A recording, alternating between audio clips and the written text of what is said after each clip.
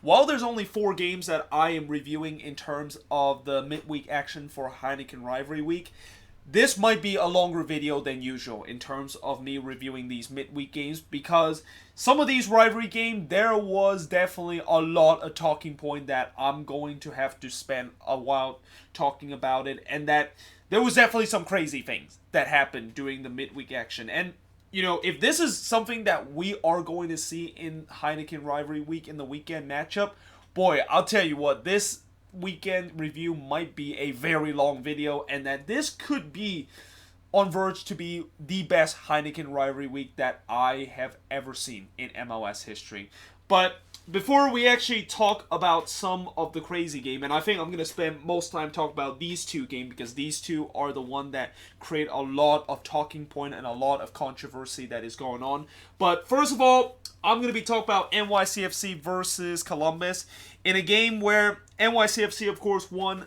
1-0 against the Columbus Crew. And, as much as I was expecting NYCFC was going to win this game, once again, this was not a convincing home win for NYCFC, and that I think this is the second time that they have really got very lucky in terms of getting all 3 points at home. Now, in the first half, for the first 20 minutes, they had a ton of chances of scoring the first goal. And in fact, throughout this game, I'm shocked the fact that NYCFC was only able to put 1 away, and that the only goal that they scored was Tati Castellano scoring for Maxi Morales to give them a 1-0 lead. But they probably should have scored 4 goals in the first half, with the way that they missed so many chances both inside the box and also kind of outside of the box, and the fact that it was only at 1-0 was kind of surprising. Now, in the second half, Columbus really started to get back into this game, and that they started to create some similar chances that NYCFC created in the first half, and that Sean Johnson has to make a couple of big saves. But still, NYCFC had a lot of chances of getting that second goal to basically put the game away, but they never did. And the good news for NYCFC is that despite the fact that they didn't get the second goal, they were still able to hold on to a 1-0 win, as Columbus themselves wasn't very clinical in this game. And in terms of shots in this game, 19 shots compared to 14 that Columbus had, 5 shots on goal compared to 6 that the Crew has, 9 shots off target compared to 5 that the Crew had, 5 shots that was blocked compared to 3 that Columbus had, and NYCFC had 60% possession compared to 40% possession that Columbus had. And that, despite the fact that NYCFC does win this game, I really think that, if it wasn't for Columbus that is having a pretty bad year this season, and that NYCFC was playing an opponent that, doesn't usually score a lot of goals and had trouble putting the ball into the back of the net, if this was any other opponent, I have a feeling NYCFC could have lost this one, because the inability to put your opponent away and let them back into the game is definitely a recipe to potentially dropping points, and they were very fortunate that that recipe did not lead to that point. But still, it is a win for them, and I'm pretty sure Doma and Turan team will take it, as they are now 1 point behind Atlanta in terms of that top spot in the Eastern Conference, and they also have a game in hand over them. But moving on into the next match is the Atlantic Cup. So,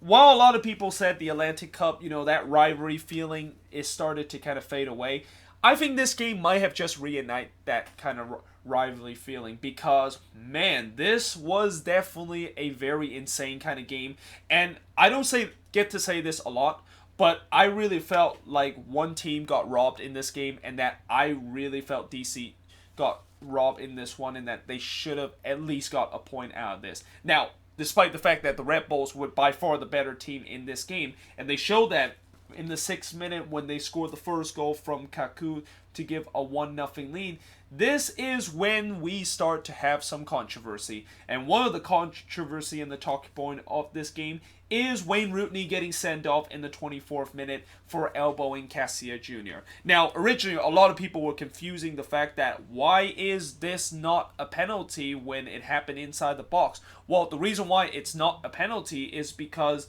the ball wasn't in play as this incident happened, and that it was just kind of happening in a dead ball situation. And when there is a foul in the box happening in a dead ball situation, it's not really a penalty. It's just kind of like a did play, and that, that's why the penalty wasn't awarded. Now, in terms of the elbowing by Rooney to Cassia Jr., and there are definitely argument of whether or not if this should have been a red card or not. I mean, I feel like anytime when I see player elbowing, I kind of always tends to lean toward the red card, because you shouldn't be like, unless if it's unintentional, and that if both guys were just going for the ball, and unfortunately one guy decided to swing his arm as he was jumping up the ball, and that it didn't look very intentional, then yeah, I don't think that should be a red card. But this instant, yeah, it definitely feel like Rooney knew what he was doing, and when you of course decided intentionally elbowing a player, you of course got to be sent off in this instant. And I know it wasn't very vicious, but still, when you intentionally elbowing a guy, that is always going to be an automatic red card. So DC were down to 10 men at that point, but then the Red Bulls had their own player got sent off, and this was right before halftime when Omar Tarek received his second yellow card. And I had a lot of people saying that this probably shouldn't have been a second yellow card, and that it felt like Areola kind of initiate this challenge from Omar Tarek. I mean, I guess in some way when I look at it, it kind of felt like Areola kind of initiate this challenge, but still, it was not a very good challenge from Tarek, and that, he did kind of stop a promising attack. And every time when you are stopping a promising attack and that you're on a yellow card, yeah, that's when it gets really kind of nerve-wracking. And that I see times where referee, they decide not to show a second yellow and say that this is your final warning for decide to disrupt a promising attempt, that you're on a yellow card. But apparently this referee wasn't having that, and he immediately showed that second yellow card, and that Tarek of course was sent off in this instant. Now in the second half, DC of course got the equalizer, and it's their new signing, Ola Kamara, scoring from Mora to tie the game up at 1 apiece. And I wrote goal of the week with a question mark, because this was an absolute beauty goal from Ola Kamara, where he basically not only hit this one outside of the box, but he also hits this one in a pretty tight ankle, and the way that he was able to bend that ball over Luis Robles' goal is very impressive. Like, you usually do not see Luis Robles get beat that easily with that kind of a bending ball, but that was just put in such a great place that even the best goalkeeper in the world has no chance in terms of saving that. So at that point, the game was tied up at 1 apiece. Then we got more controversy, because after all, this game was really a game of controversy, and it happened in the 59th minute when Kaku, of course, scored on the penalty. But the question is, was this actually a penalty? And in my opinion, absolutely not. And this is where is probably the reason why I say that DC kind of got robbed in this game, because it looked clear that Murillo kind of dived in that instant. And that I know there are some people that say, well, it looked like Junior Moreno kind of clipped Murillo before Murillo kind of went down on the ground, which, yes, Junior Moreno did kind of took a little clip off of Murillo, but between the time when he got clipped to the time when Murillo went down on the ground, it was a full second between both of this instant. And if this is kind of like, if Murillo, of course, went down on the ground as soon as Murillo clipped them, then yeah, I think there's no doubt that should have been a penalty. But if he decided to wait a full second to kind of dive, wait for a full second to try to go down on the ground, it just kind of makes you think that it's more than, it feels like it's a simulation, and that it felt like he knew that he was getting contact, and that originally he didn't think about going down, and then literally a seconds later he thought, okay, well, I might as well just go down and hope for the best. Yeah, I mean, I just think that it is clearly a dive from him, and that, if he's going to go down from that clip that Moreno did, he should have done it instantly. Because if he didn't do it instantly, if he decided to do it a second or even half a second later, it just kind of feel like it's clearly simulation. And that's really kind of the definition of simulation, where a player trying to initiate a contact, and that they basically, of course, trying to flop on the ground to make it look like they that they were brought down in the box. So yeah, I feel like that shouldn't have been a penalty, and the fact that it wasn't looked at VAR is even more shocking. Which, speaking of VAR, yeah,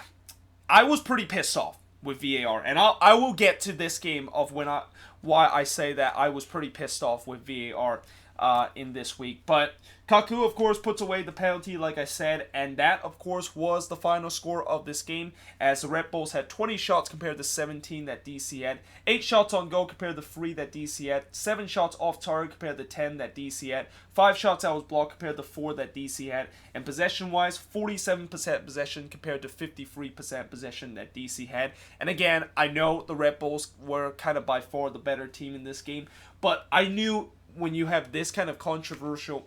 play happen, and that if this was a one-goal game, I had a feeling that this is going to be a big talking point besides the Rooney red card, because this was the winning goal, and that this winning goal and this penalty probably should have never happened if they would have saw that it was clear that Morello kind of initiated the dive there. So,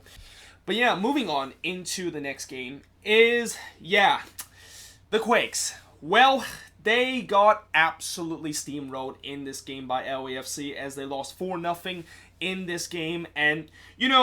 as much as I know they got steamrolled in this game, and as much as you're expecting me to kind of be very angry about this game, I'm actually not. I'm actually not very pissed off about this result of how the Quakes got absolutely steamrolled from LAFC, because, one, this is not the first time that we've seen LAFC just completely outclass an opponent. I mean, they pretty much do this almost every single week, and that sometimes you just kind of had to tip off your cap to a team that is just by far the more superior side, and a team that is looking to be one of, if not the best team in the league history. But the second thing that I wasn't that upset about this result is the fact that, remember how I said in the preview that I feel like for the Quakes, the one way that they might be able to end this slump that they're in is that either they, of course, get a surprising win against LAFC on the road, or the fact that if they're going to lose this game, then lose big. Because the reason why I say that if they're going to lose and that they need to lose big is that this could definitely be a good wake-up call for the Quakes, and that we saw earlier this season when they lost 5-0 to LAFC at home, and how that was a big wake-up call, and that really kind of shook them up before they go on a crazy run to, of course, get themselves to potentially make the playoffs this season. And that I think this might happen again with this team, especially the fact that the next two game is one of those, kind of like what happened near the beginning of the season, where we had some easy kind of game and then we kind of go on a run a little bit. Now, talk about this game and talk about how crazy this game was. It all started in the first half, and it all started in the 6th minute with LAFC scoring from Diego Rossi to give them a 1-0 lead. And, instantly when I saw the fact that LAFC, of course, took that 1-0 lead, I knew this was going to be a very long night. And that this isn't one of those times where I said, okay, yes, the Quakes go down 1-0, but I've seen this before with the Quakes where they go down 1-0 early and they are able to, kind of keep their composure and basically come back from this game. Yeah, this was definitely not that kind of feeling. And in many ways, LAFC absolutely, in the first half, they dominated from minute one. And that from minute one, I knew that this was going to be an ugly kind of resort for the Quakes. And that in the 17th minute, they, of course, took a 2-0 lead when Vela, of course, scores on a penalty. Now, originally, LAFC wasn't awarded a penalty, and that a lot of the LAFC players were shouting at the referee that Godoy, of course, handled the ball, and that the referee did decide to look at VAR to see whether or not if Godoy handled the ball. And unfortunately, when I saw that replay, yeah, it was clear that Godoy, of course, handled the ball. And Godoy, you know how in the beginning I was happy the fact that Godoy is back in the starting 11 and that, that Godoy and Jackson Yeo partnership that has just been so good this season in terms of the midfield? Yeah, I take that back. And I'm actually in some way kind of happy now that we, of course, are going to sell Godoy to Nashville by the end of the season, and that 650,000 target allocation money that we received from Nashville seems like even a bigger bargain with the way that he has just not looked very good in this game. But he, of course, handballed in this instant. That, of course, give LAFC the penalty, which, unsurprisingly, Vela steps up and puts it away to give LAFC a 2-0 lead. Now, as we head into the latter part of the first half, besides the fact that the big talking point was Vela, of course, putting on a show in this game and also scoring an absolute nasty third goal, the other big story of this game and big talking point of this game is what happened in the 38th minute. Because in the 38th minute, Mateus Almeida actually got sent off by the referee after arguing for a handball in the box. And what happened in this incident was that when the ball was coming into the box, it looked like as Jordan Harvey was sliding down, it looked like his hand hits the ball and that his hand kind of poked the ball away from the box and avoid one of our players to potentially slots it home from about 4 yards out. And, the more time I look at this, the more that I just think that it's clearly a penalty. And I know I am going to be very biased because I'm a Quakes fan, but I just feel like that should have been a penalty and that, it didn't feel like Harvey's hand was in an unnatural position and that he kind of just intentionally poked that ball away so that one of our players doesn't just tap it into the back of the net. Now, Almeida, as I expected, was absolutely fuming about that, and he was so angry about that call that the referee decided that he had enough of the fact that Almeida was just yelling at the referee about that and just immediately sent him off. Now, originally, Almeida was kind of surprised, and when you look back into the broadcast, originally he was like, "What, me? I'm getting sent off." And originally, Almeida actually also told his translator that he, of course, was sent off and that he, of course, need to go into the dressing room, which was kind of surprising because I don't know what the translator did. And I heard some people say that the translator actually translated what Almeida said and what he yelled at the referee in English, and maybe when the referee heard what his translator said, and what his translator said in English is probably not a very nice kind of words, and that in some way it's kind of, there's some cussing that was in that translation. That's why the referee, of course, decided to send off the translator. But then, there was also a confusion of the fact that Almeida actually indeed got sent off, and since Almeida didn't have his translator, and that the referee was trying to tell him that he's been sent off in English, Almeida obviously don't understand because he only speaks Spanish and he doesn't understand what the referee has says. Now, finally, he of course talked to the fourth official, and this is also when he kind of started to get angry at the fourth official and saying that they should have looked at that play and that should have been checked at VAR, and that in some way, if the earlier penalty was checked with VAR, then why is this not being checked in VAR? And in some way, I absolutely agree with Almeida in that situation. And I even tweeted out too, if you're going to go to VAR in this earlier penalty in this game, then why in the world did you not look at VAR in this incident too? I mean, both incidents are kind of very close to being a handball kind of call, and that it definitely needs to look under the booth, and yet somehow one of them they actually look at VAR and the other one didn't. And this is also another example of me just saying that, I don't really hate VAR, but the fact that it's been so inconsistently implemented in this league, and that there's just so many times that in this league where it's not implemented correctly, is one of the reasons why I'm very frustrated with VAR, and that clearly they should have looked at VAR in this situation, and that even if when they look at VAR and say that wasn't a penalty, I wouldn't be as mad as what I thought that it was clearly a penalty. But the fact that they didn't even look at it is just not only makes me make Almeida angry, but it also makes me very angry with the fact that, well, why is the previous penalty got look at VAR and why is this one not look at it? And then as Almeida was about to head off to the tunnel, one of the fans actually decided to kind of come down the stair and almost ready to fight Almeida. And originally I heard that he actually threw something at Almeida, which later I found out that was not true, and that they said that that fan was just coming down the stair and just basically ready to get into the face of Almeida. Now, that fan eventually did get ejected, and I have a feeling he might receive a very hefty fine and might be banned from the stadium for a while. And I know instantly when you see that instant, that's going to bring up a lot of talks about the fact that, yep, here's another example of why LAFC have one of the worst fan base in the league, and that they are just overly aggressive. First of all, as I said before with LAFC fan base, I don't think they're actually bad fan base, and that I actually think the LAFC fan base is just as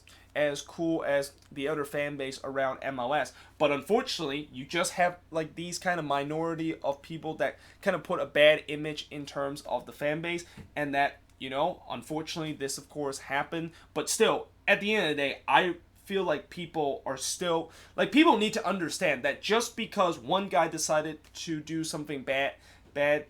things to an opponent coach doesn't mean it's just going to immediately portray the fan base as a very kind of bad and aggressive kind of fan base. It's just a minority of that, and that I'm pretty sure that not every LAFC fans are that aggressive, and that I said it before, I've been to Bank of California Stadium twice, and both times when I visit there, their fans were very nice. Like, I didn't have any problem with their fans, and I didn't think that they would be the same fans that decided to, you know, argue with Almeida or just decided to throw stuff on the pitch, or even more kind of harmfulness by just decided to chant the peach chant to goalkeeper. So yeah, you know, I really feel like people should definitely understand it, but unfortunately not a lot of people can understand then the fact that because of this incident of course happening. But eventually Almeida did of course walk out of the game and go down to the tunnel as he got sent off, and I'm not quite sure if he's gonna get multiple game suspension or if he's gonna at least get a game of suspension. I mean, there's no doubt that he's gonna get fined because he didn't leave the pitch in a timely manner, but the question is he gonna be suspended for future games? And I have a feeling he might be, because of the fact that he kind of was very hot on the touchline during that situation, and that, you know, I think tomorrow probably will find whether or not if he's going to be suspended for this upcoming game, because Disco always likes to wait on their decision in terms of handing out punishment to players or coaches at the last minute. Now, after that, Vela, of course, score from Rossi, and you know how I said that was a nasty kind of goal that Vela, of course, scored. Yeah, I'll just kind of leave it to that, and I'll let you watch the video of how people are saying that is one, if not the greatest goal we have ever seen in MLS history. Now, in the second half, the Quakes really started to create chances, but couldn't put it away, which is kind of the story of our season, and a kind of a story that has been one of the biggest problem with the Quakes in the last couple of weeks, where if they can just put even half of their chances away in these previous games, I don't think we would have been finding in a situation where we're now winless in 4 games. But we just couldn't put the ball away, and also we hit the post twice because it seemed like we made a trade with the devil earlier in the season, and that he of course is want repayment for all those wins that we had earlier in the season. But yeah, LAFC eventually did put away that 4th goal when Josh Perez scores from Mark-Anthony Kaye. Once again, terrible defending from the Quakes. Like, the Quakes in this game, while they got absolutely blown out in this game, I thought the attack wasn't very bad, and that they had chances to at least get 1 or 2 goals in this game. And if they only put away some of those chances, this would not be a 4-0 result. The only reason why this is looking like a 4-0 result, and could have been 6 or 7-0 if it wasn't for Vega making a couple of big saves, was that the the Quakes defense basically decided to revert to 2018 form in this game, and that there was just no penetration in terms of the defense throughout this game. Now, LAFC looked like they, of course, scored the 5th goal, and it looks like it was going to be 5-0 again in favor of LAFC in this one when Diamande, of course, puts it away. But they, of course, went to VAR to look back and find out that on the development of the play, Youngworth, of course, was being elbowed accidentally by one of the LAFC player, and that goal, of course, was called back. And, you know, as much as I like the fact that VAR, of course, correctly implemented that shouldn't have been a goal because of a foul before the play, that kind of also makes me very angry too, because why in that kind of situation you basically decided to implement VAR, but why did you not do it in the previous incident, and why don't you just be consistent in terms of looking at plays that clearly should be looked at VAR? But overall, you know, the Quakes, like I said, they lost 4-0 in this game. And in terms of the shots in this game, this is where it kind of also tells you the fact that despite the fact it was 4-0, and I know a lot of people are saying that this was a dominant performance by LAFC, you know, it could have been a little bit more interesting in that it's actually as close. It's actually not as a kind of blown out kind of game, in that it's actually closer than what people thought that this game would be. Because the Quakes had 22 shots compared to 18 that LAFC had. 7 shots on goal compared to 11 that LAFC had. 10 shots off target compared to 2 that LAFC had. 5 shots that was blocked in this game. And possession-wise, 53% possession compared to 47% possession. And the reason why LAFC was able to win this game was that because they were being more clinical, and the fact that the Quakes' defense was just an absolute mess, and that the attack just couldn't put the ball into the back of the net. But otherwise, you know, again, I hope this result will really wake up the Quakes in these next couple of games, and that, you know, this next game against Vancouver has to be a must-win for us at home. And that, you know, I just think that if we do not end this slump that we are in right now, something tells me there is a big chance that we are actually going to miss the playoffs. And, you know, I know this season a lot of people didn't expect the fact that the Quakes, of course, was going to make the playoffs. And my kind of expectation of this team, I didn't think that they, of course, would make the playoffs, considering the fact that this is still the same team that won 4 games, and that, you know, we don't know if Almeida man-marking system has worked. But the fact that not only the man-marking system has worked, but this team has just exceeded every single expectation. But I understand why a lot of Quakes fans said that, you know, if we don't make the playoffs this season, it will be kind of a bit of a disappointment, because we've been in this playoff race for a long time, and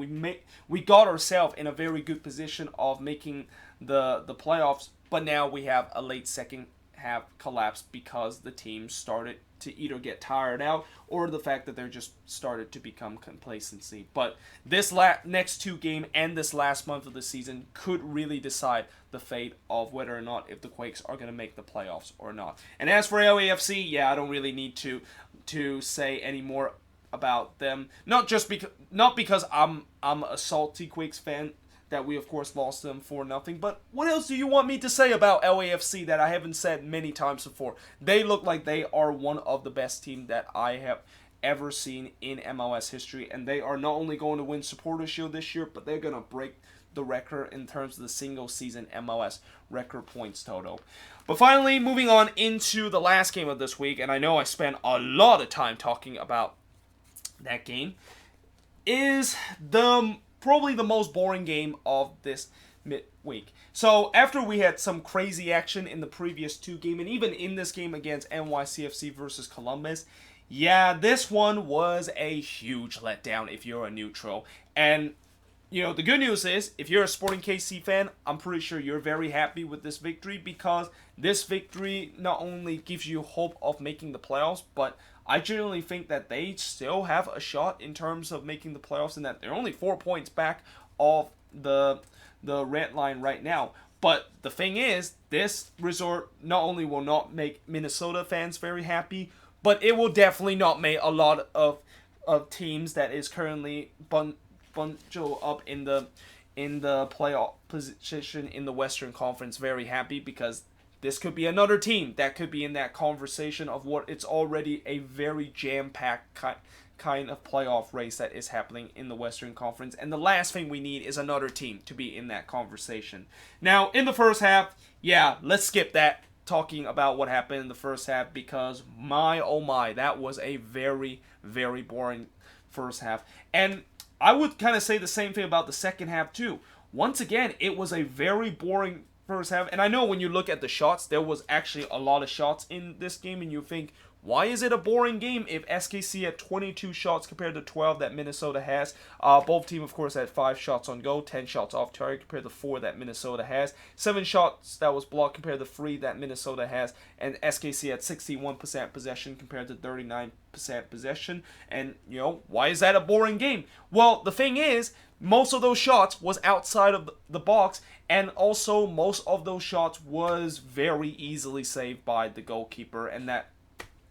it just felt like it was a very sloppy game. Like, it just felt like this had 0-0 written all over it. And by the time it reached the 80th minute mark, I just felt like this game was going to end 0-0 because nobody could actually string some passes, and that every time it seemed like both teams go on the attack, it just either gets break down, or the fact that they just make some poor decision in terms of the final ball. And that, you know, I'm pretty sure a 0-0 draw would be pretty good for Minnesota, considering the fact that, you know, they're on the road and that they want to get some road points, as many as possible, as they head into this tough stretch that they're about to endure heading into September. But, you know, for SKC, a 0-0 draw obviously will do nothing but potentially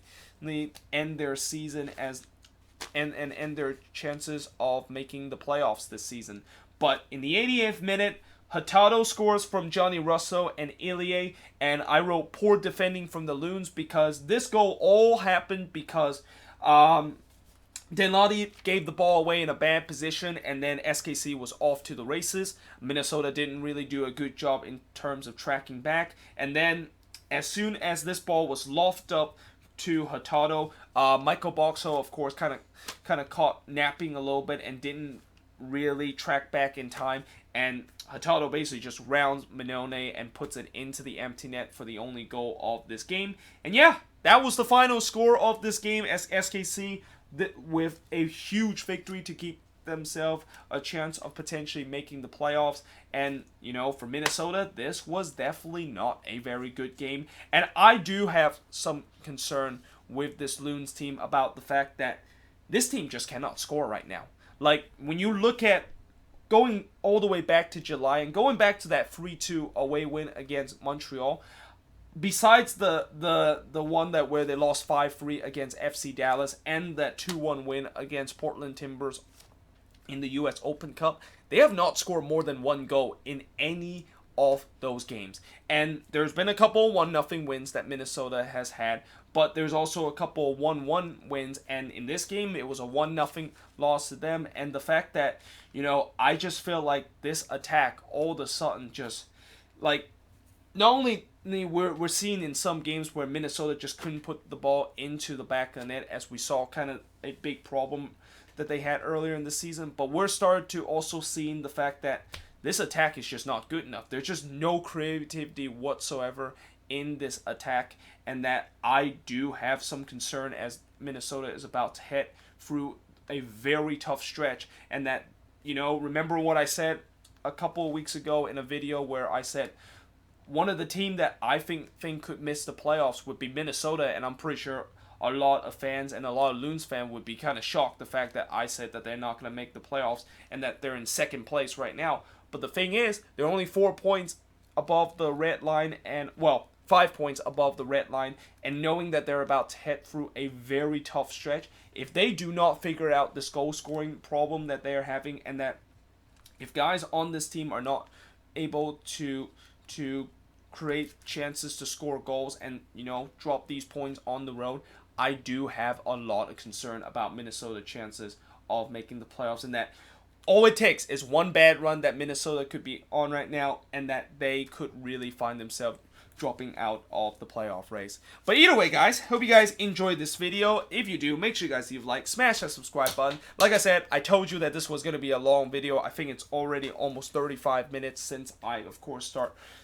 press the record button in this game. But hey, this is what happened when you have some of these games that has a lot of talking point that I have to kind of talk about. But yeah, either way, guys, hope you guys enjoyed this video, and I will see you guys next time.